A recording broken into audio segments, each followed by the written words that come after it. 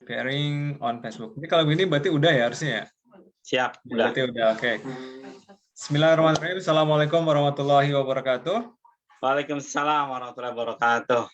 Bismillah, alhamdulillah, wassalatu wassalamu ala rasulillah. Jumpa lagi di acara PKS, Pas Kita Sahur, episode yang ke-11. Alhamdulillah, berarti kita sudah masuk ke pertengahan kedua ya? Ya, betul.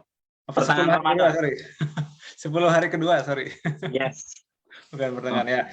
Semoga masih lancar-lancar puasanya. Juga jangan lupa di waktu sahur ini, waktu yang baik untuk berdoa, untuk beristighfar. Mari kita doakan yang baik-baik untuk kita, untuk keluarga, untuk bangsa, dan untuk umat Islam. Amin, amin, insya Allah.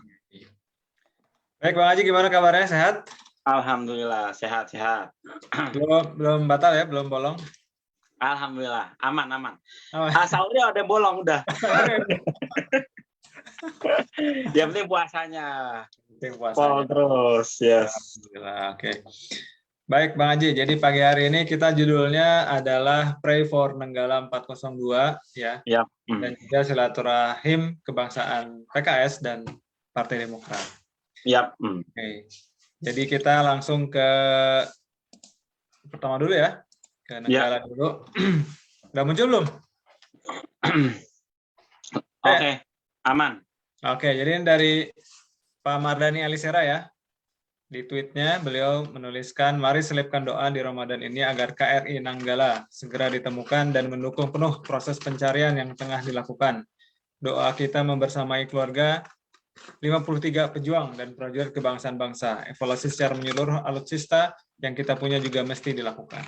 Jadi ada 53 orang ternyata ya di dalam kapal selam yang sampai hari ini belum ditemukan ya, masih dalam pencarian.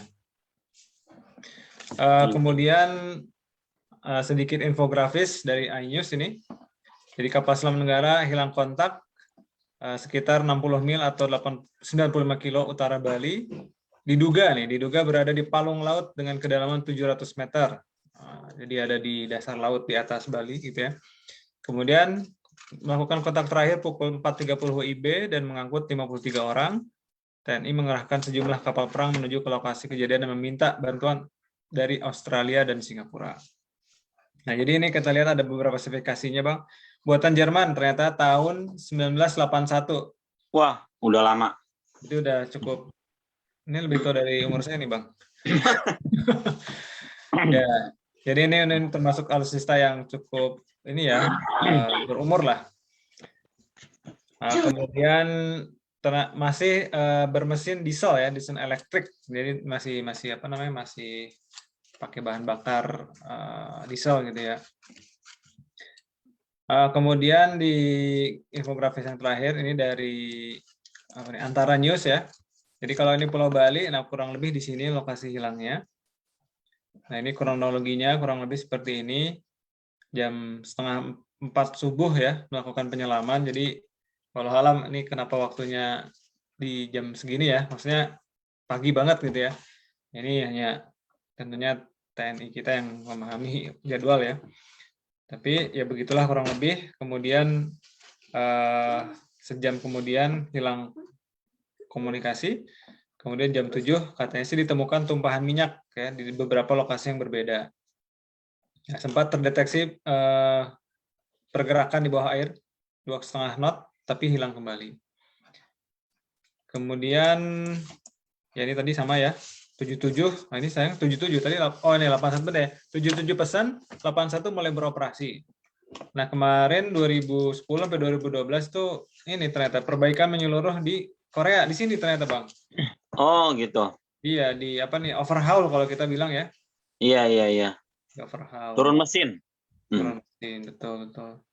Jadi mungkin ya udah lumayan lama juga ya ini ya, 2012 berarti 9 tahun. Jalan 9 tahun ya. Ya. Ya, ini pesan dari Panglima ya. TNI terus melakukan pencarian untuk membawa pulang kembali saudara-saudara kita prajurit KRI Nanggala 402 kepada keluarga mereka. Ya. Oke Bang, komentar singkatnya Bang, gimana Bang? Ya, untuk kasus ini ya kita hanya bisa berdoa ya, semoga 53 tentara terbaik kita bisa selamat, ya bisa ditemukan tanpa kekurangan apapun, insya Allah. Mudah-mudahan ya masih ada peluang ya, karena kan di dalam selama kapal selamnya utuh ya, tidak ada ledakan, tidak ada kebocoran ya, insya Allah mudah-mudahan ketika ditemukan masih hidup semua, insya Allah. Amin, amin, amin. Ya, semoga yang terbaik ya buat 53 tentara kita. Oke. Insya Allah. Ya, itu kita doakan sama-sama ya di waktu sahur ini, semoga Allah juga ijabah. Jadi Amin, amin. ini 53 nggak sedikit ya, 53 Banyak. prajurit ini cukup banyak, jadi kita doakan pencariannya segera membuahkan hasil yang positif dan semua kru ya 53 orang ini bisa selamat. Amin, amin, insya Allah. Kita doakan bersama-sama. Baik, kemudian seperti biasa kita ke info-info dulu sebelum kita masuk ke ke pembahasan yang kedua ya. Ya. Oke. Info yang pertama seperti biasa adalah info terkait cuaca. Sekarang ternyata udah hangat banget nih, 17, nggak hangat banget sih. Iya. 17 sampai maksimal 21 dan ya turun mungkin hanya sekitar 16 derajat. Jadi sudah officially mungkin ya masuk musim semi agak panas. Hari ini mungkin dijadwalkan mendung. Ya nggak ada salahnya kalau mau bawa payung. Siapa tahu. Tadi jam 2 sih hujan, Mas Nur. Nah, jam 2 mungkin hujan ya.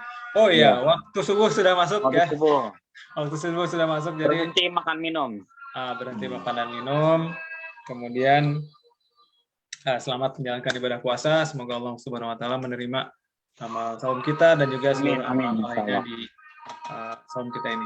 Untuk waktu buka jam berapa, Bang? Waktu buka?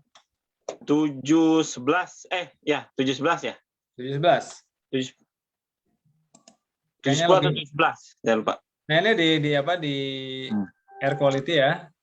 Di air quality ini sekarang menunjukkan 137 atau unhealthy for sensitive groups. Jadi harap berhati-hati, ini agak kurang baik. Oranye nih ya. Oranye, hampir oranye nih.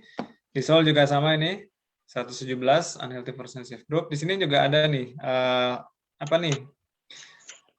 terbenam matahari 19.12 ya, mungkin nggak jauh-jauh dari inilah ya. 7.12, 7.13 kurang lebih seperti itulah. Oke, jadi ini untuk kondisi udaranya. Kemudian kurs 1 Korea akan memberikan kita 12,9. Turun lagi. Turun lagi tipis. Tipis-tipis. Oke, jadi itu untuk info-info. Oh, kemudian ini info COVID ini juga perlu untuk kita betul. waspadai ya, karena sekarang atau kemarin terakhir itu masih di angka 735, naik lagi nih ya. Kita juga sama-sama tahu kalau di India ya. Iya. India itu udah 200.000 kasus per hari. Jadi ini mereka second wave ya, first wave-nya udah, terus kemarin baru mulai ini second wave-nya. Jadi ini mudik di Indonesia juga jadi buah simalakama ya. Mau tidak mudik rindu, mau mudik potensi COVID. Jadi ya memang beginilah suasana pandemi ya, nggak ada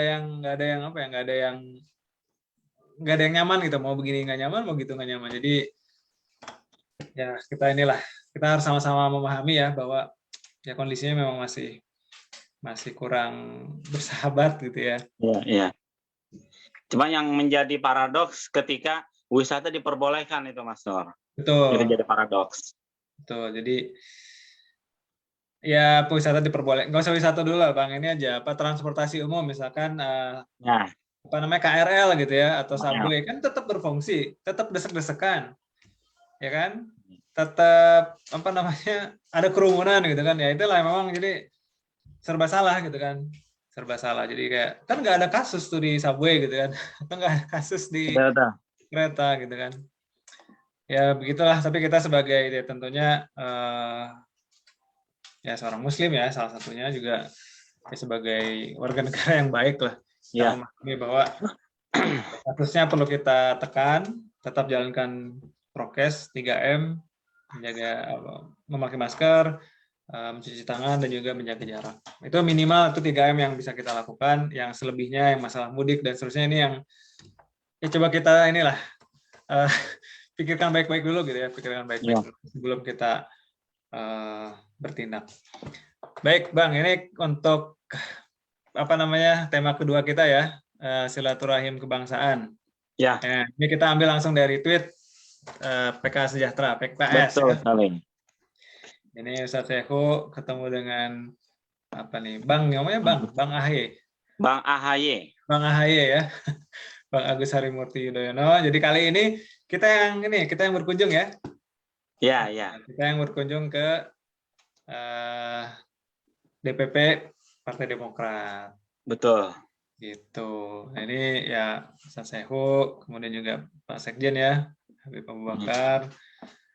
Dan ini mungkin di sini aja Bang, dari sini aja Bang.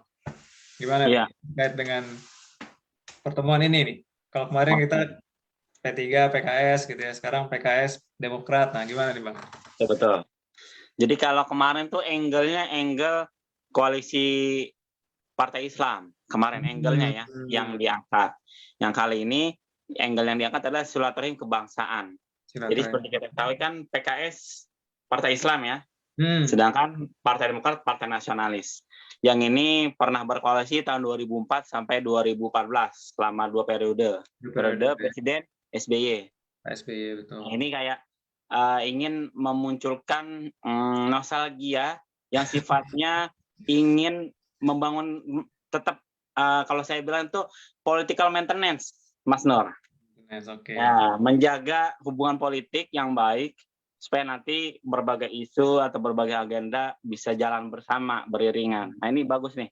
Karena pertama ya PKS juga nyaris ya, yang paling kita bahas nyaris 8%, tidak cukup kuat ya, maka butuh koalisi. Meskipun udah kuat juga harus tetap koalisi, tetap harus banyak merangkul banyak elemen bangsa. Seperti itu. Dari foto ini jelas ya pesannya. Kita ingin membangun hubungan baik kepada semua anak bangsa, itu pesan dari silaturahim ini. Berarti mungkin besok-besok bisa juga ke apa nih, partai, semua partai mungkin ya, bisa ya? Bisa ya, bisa banget. Terbuka. Dan satu lagi nih, Mas Nur, ke Demokrat ini berarti PKS mengakui kepengurusan AHY, bukan yang di Deli Serdang, gitu ya, jelas. Nah. Itu lagi zaman nih, lagi zaman KLB ya. Iya betul. Yang Deli Serdang itu kalau misalkan mengalami Deli Serdang berarti kita selaturnya ke Deli Serdang gitu. Tapi ini enggak. Tapi ini ke AHY. Berarti AHY yang lebih legal gitu. Penting untuk disampaikan. Betul. Dan mungkin ini kita pertama ya yang ketemu setelah prahara, kalau boleh dibilang prahara atau inilah dinamika Partai Demokrat gitu ya. Betul. Jadi ini juga apa namanya support lah ya, berarti support positif untuk kepengurusan Bang AHY ini ya. Bang AHY betul. Nah, ya kita sih sebagai apa ya, sebagai warga negara tentunya senang-senang aja ya lihat hal-hal seperti ini, ketemuan, komunikasi cair segala macam. Ini apa ya, tanda ataupun sinyal yang positif gitu kan untuk apa, untuk semua orang juga gitu ya. Jadi dan juga Mas Nur, agenda yang selain tadi agenda ingin silaturahim kebangsaan, maka konten dari silaturahim ini adalah pertama PKS yang mengajak bersama Demokrat ingin tidak ada lagi ya yang namanya stigmatisasi radikalisme atau terorisme kepada Islam gitu. Karena terorisme dan radikalisme itu tidak punya agama ya, maka tidak tepat kalau itu hanya disematkan atau distigmakan kepada Islam. Itu harus diluruskan.